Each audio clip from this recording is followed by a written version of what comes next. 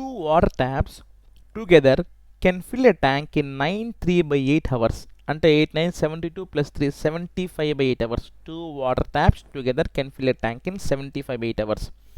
The tap of larger diameter takes 10 hours less than the smaller one to fill the tank separately. Okay. Find the time in which each tap can separately fill the tank. ఇక్కడ ఈ సినారియోలో మనకి 2 tanks ఉన్నాయి, 2 water taps ఉన్నాయి. రెండు కూడా మన tank fill చేయాలి కాబట్టి క్లియర్గా వాడు ఏమడుగుతున్నాడు, find the time in which each tap can separately fill the tank. So let the time అడిగాడు కదా, let the time taken by larger tap, let the time taken by larger tap ని x hours అనుకుందాం. let the time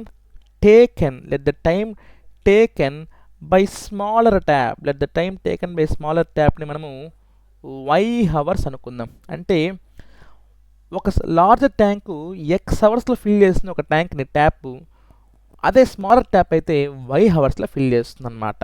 అయితే ఈ time and work ఎప్పుడు వచ్చినా కానీ మనం క్యాల్కులేట్ చేసుకోవాల్సింది 1 hour work or 1 day work.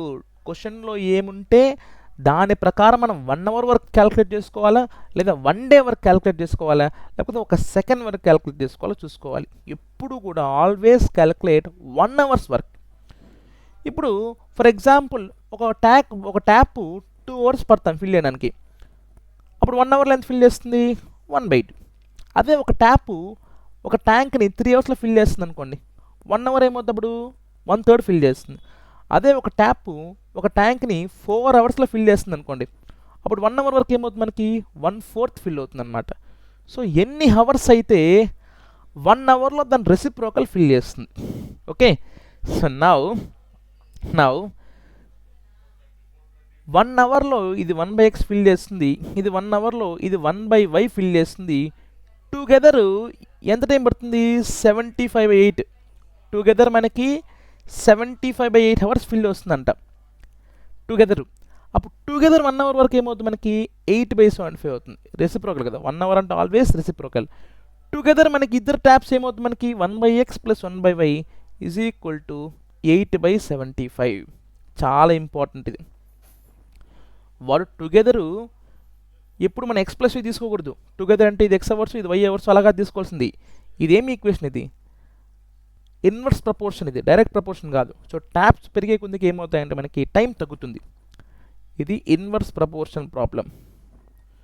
So men and work, జనాలు పెరిగే కొద్దికి number of days of construction తగ్గుతుంది.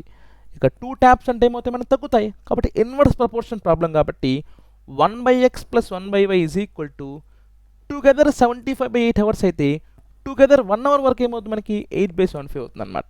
So 1/x + 1/y is equal to 8/75. ఇందులో వాడేమన్నాడు, the larger tap takes 10 hours less than smaller one. అంటే x is 10 hours less than smaller one. So మనకు తెలుసు కదా, క్వాడ్రాటిక్ అంటే selecting a simple equation, converting into single variable, substituting into other equation. ఈ రెండింటిలో simple equation ఏంటి, ఇదే కదా. సో దీన్ని ఫస్ట్ దాంట్లో సబ్స్టిట్యూట్ చేసేయండి. 1/x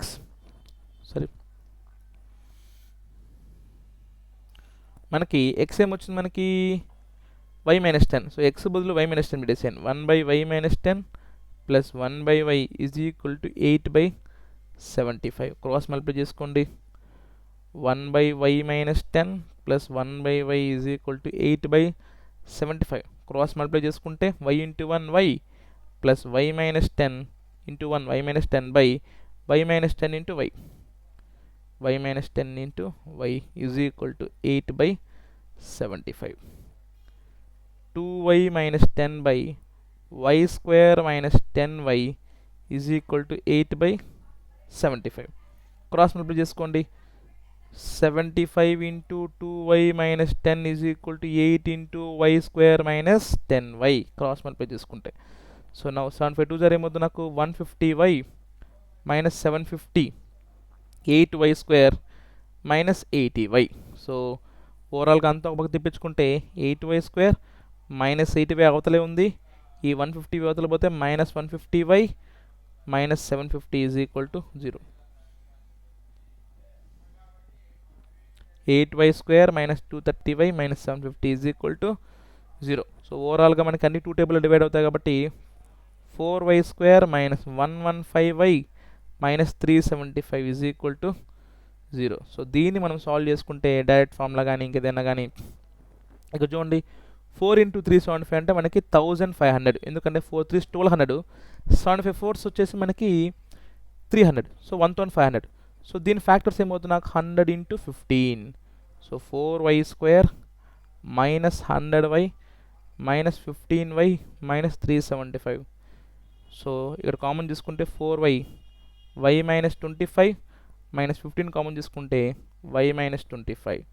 so 4y minus 15 into y minus 25 is equal to 0. So అంటే y ఈజ్ ఈక్వల్ టు మనకి 25, ఇది ఫ్రాక్షన్ పక్కన పెట్టు. Sorry, y is equal to 25 ఒకటి, ఇక్కడ 4y ఈజ్ ఈక్వల్ టు 15 ఒకటి. So y is equal to 15/4. But మనం ఇక్కడ చూసుకుంటే y వాల్యూ 25 అయితే x వాల్యూ ఏమవుతుంది మనకి దానికన్నా 10 తక్కువ. So x is equal to 25 minus 10, x is equal to 15 hours. ఒకటేమో 15 అవర్స్, ఇంకోటేమో 25 అవర్స్.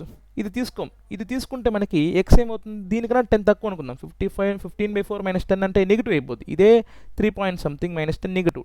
టైం ఎప్పుడు నెగిటివ్ ఉండదు కాబట్టి ఇది తీసుకో మనం. Okay, x is equal to 15. చాలా important. Time and work inverse proportion ఎప్పుడు కూడా మనం 1 అవర్ వరకు క్యాలిక్యులేట్ చేసుకోవాలి. అంటే 1/x ప్లస్ 1/y ఇది 75/8 టోటల్ ఇద్దరికి కలిపి 1 అవర్ వరకు ఏమవుద్ది 8/75 అవుతుంది అనమాట. ఇది సింపుల్ ఈక్వేషన్. సో ఇంకేముంది మనకి selecting simple equation, converting, substitution. Right, thank you.